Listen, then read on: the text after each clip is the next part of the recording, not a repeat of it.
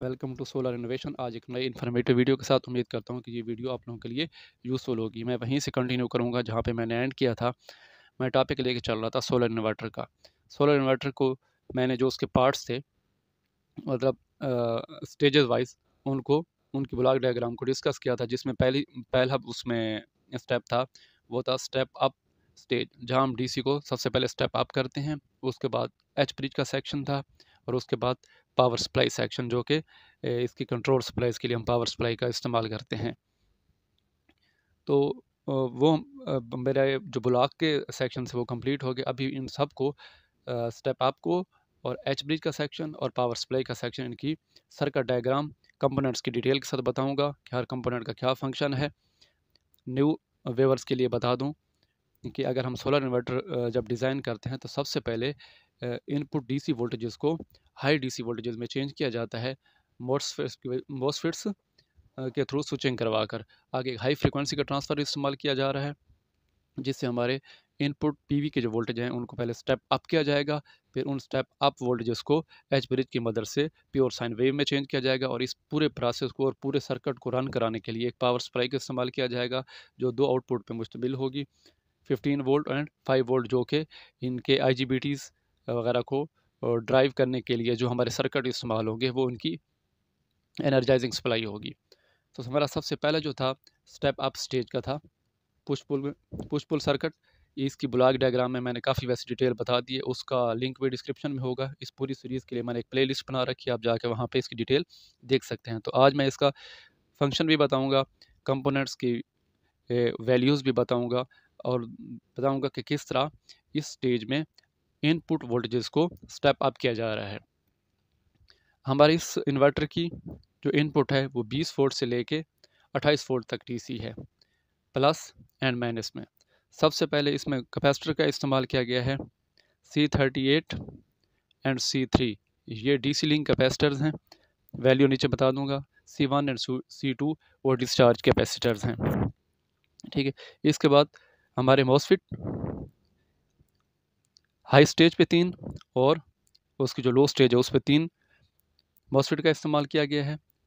हमारा मेन मकसद इन 24 volt DC को 350 वोल्ट डीसी में चेंज करना है। ये 1 किलोवाट के लिए मैं डिज़ाइन कर रहा हूँ। यहाँ पे जो ट्रांसफार्मर इस्तेमाल होगा वो हाई फ्रीक्वेंसी ट्रांसफार्मर इस्तेमाल होगा। पहले डायग्राम में मैं इसकी डिटेल काफ़ी बता चुका हूँ कि इसके ये जैसे टैप ट्रांसफार्मर की 3 इनपुट्स हैं, T1, T2, T3। इस ट्रांसफार्मर की पूरी डिटेल भी मैं आगे चल के बताऊँगा, और पूरी उसकी स्पेसिफिकेशन के साथ। अब ये जो 24 वोल्ट डीसी है, ये इसकी हमने प्राइमरी कोयल पे पुट करनी है। लेकिन मैंने पहली वीडियोस में भी बता चुका हूँ कि कोई भी ट्रांसफार्मर आपकी डीसी जो इनपुट है उस पर वर्क नहीं करता। ट्रांसफार्मर हमेशा एसी पे काम करता है। तो सबसे पहले इस डीसी को एसी में चेंज करने के लिए मैं मॉसफेट के थ्रू स्विचिंग करवाऊँगा। जब इस डीसी में मैं पल्सेटिंग पैदा करूँगा तो वो नियर अबाउट एसी होगी, जिसकी वजह से इस ट्रांसफार्मर की प्राइमरी में फ्लक्स पैदा होगा, और वो फ्लक्स उसके आगे जो सेकेंडरी कॉइल होगी उसके अंदर वोल्टेज इंड्यूस्ड होंगे।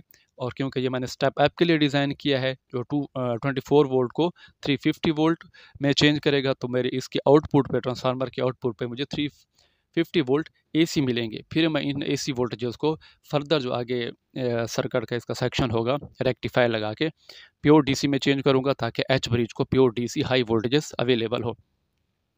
तो इसके ट्रांसफार्मर की ये जो इनपुट है T1, T2 and T3।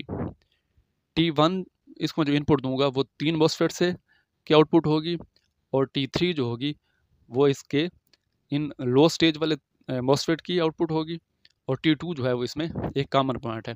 Plus मैं इस कॉमन पॉइंट पे इसके दे दूंगा, जो T2 जो सेंटर वाले पॉइंट पे दे दूंगा, क्योंकि ये एन टाइप के एन चैनल के मैं मॉसफेट यूज़ कर रहा हूँ। M1, M2, M3,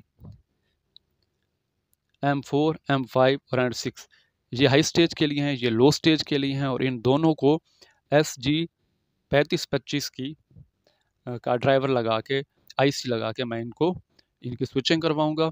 इस हाई और लो स्टेज की स्विचिंग करवा के इसकी जो आउटपुट है, अच्छा ये पैरेलल में मैंने इस्तेमाल किए हैं 3, ये पैरेलल में इन तीनों की आउटपुट यहाँ पे कंबाइन होगी, और इस लो स्टेज वाले तीनों की आउटपुट यहाँ पे कंबाइन होगी, और ये इनपुट इन डीसी को एसी में चेंज करेगी, मतलब पल्स सेटिंग एसी में चेंज करेगी, इम्पल्सेस पैदा करेगी।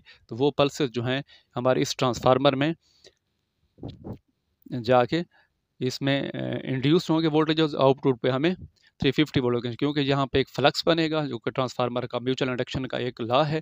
उस फ्लक्स की वजह से इसके साथ जो सेकेंडरी कॉइल है इसके अंदर हैवी वोल्टेजेस पैदा होंगे। तो इन दोनों हाई और लो स्टेज को SG3525 IC की मदद से 100 किलो हर्ट्ज़ की फ्रीक्वेंसी से ड्राइव किया जाएगा। तो इस 100 किलो हर्ट्ज़ की फ्रीक्वेंसी से ड्राइव करते हुए इन लो वोल्टेजेस डीसी को हाई वोल्टेजेस डीसी में चेंज किया जाएगा, और ये प्योर डीसी उसके बाद एच ब्रिज सेक्शन में जाएगी और फर्दर इस तरह, क्योंकि अगला मेरा जो पोर्शन है वो एच ब्रिज का है। एच ब्रिज पे भी एक डिटेल वीडियो ऑलरेडी मेरे चैनल पे मौजूद है कि एक बेसिक एच ब्रिज क्या है और ये कैसे काम करता है। अच्छा, इसके बाद मैं आपको ये बता दूं कि ये जो मेरा ये स्नबर सर्किट है, स्नबर सर्किट हम इसलिए इस्तेमाल करते हैं कि इनपुट पे होने वाली फ्लक्चुएशन या आउटपुट पे जो हम कोई लोड डालते हैं, जो ट्रांजिएंट वोल्टेज होते हैं, तो हमारे मॉसफेट ख़राब ना हो जाएं, इनको सेफ़ रखने के लिए हम स्नबर सर्किट का इस्तेमाल करते हैं। तो अब इन कंपोनेंट्स की वैल्यू मैं आपको बता दूं कि ये जो कंपोनेंट मैं इस्तेमाल कर रहा हूँ इनके वैल्यूज़ क्या हैं। सबसे पहले जो इसमें C38 कैपेसिटर इस्तेमाल हो रहा है और C3 कैपेसिटर, ये DC लिंक के कैपेसिटर हैं। ये 3900 माइक्रोफराड के हैं और 35 वोल्ट तक को सपोर्ट करेंगे। ये पोलराइज्ड कैपेसिटर हैं, प्लस एंड माइनस के साथ होंगे, ठीक है। C1 एंड C2 ये डिस्चार्ज कैपेसिटर हैं, इनपुट मतलब रिमूव करने के बाद इस सर्किट को डिस्चार्ज करने के लिए इस्तेमाल करते हैं। ये 100 नैनोफराड 50 वोल्ट के हैं। X74 सिरामिक कैपेसिटर्स, इनकी जो आगे सीरीज़ है C1 एंड C2। मॉसफेट जो इस्तेमाल होंगे 6 के 6 वो N चैनल के मॉसफेट हैं, 75 वोल्ट एंड 120 एम्पियर तक को सपोर्ट करेंगे ये। अच्छा, इनमें जो बाइसिंग के लिए रजिस्टर का इस्तेमाल किया गया है 90, 91, 92, ये तीनों रजिस्टर इसमें जो इस्तेमाल किए गए हैं उनकी वैल्यू जो है 10 किलो ओम है। ये फिल्म टाइप रजिस्टर्स हैं और 1/8 वाट के ये रजिस्टर हैं। अच्छा, इसमें एक और रजिस्टर है R96 जो कि आपको इनमें नज़र आ रहा है स्नैपिंग सर्किट में। ये 10 ओम का है, ये भी फिल्म टाइप रजिस्टर है, 2 वाट का है। R2 इनमें रजिस्टर के इस्तेमाल किए गए, ये भी 10 ओम के हैं। D4 जो इनमें D14 जो इनमें डायोड इस्तेमाल किए और D15 1N5821 के हैं। इसमें कैपेसिटर इस्तेमाल किया गया है स्नैपिंग सर्किट में, चारों कैपेसिटर, इनकी वैल्यू एक ही है 4.7 नैनोफराड 100 वोल्ट तक को सपोर्ट करते हैं।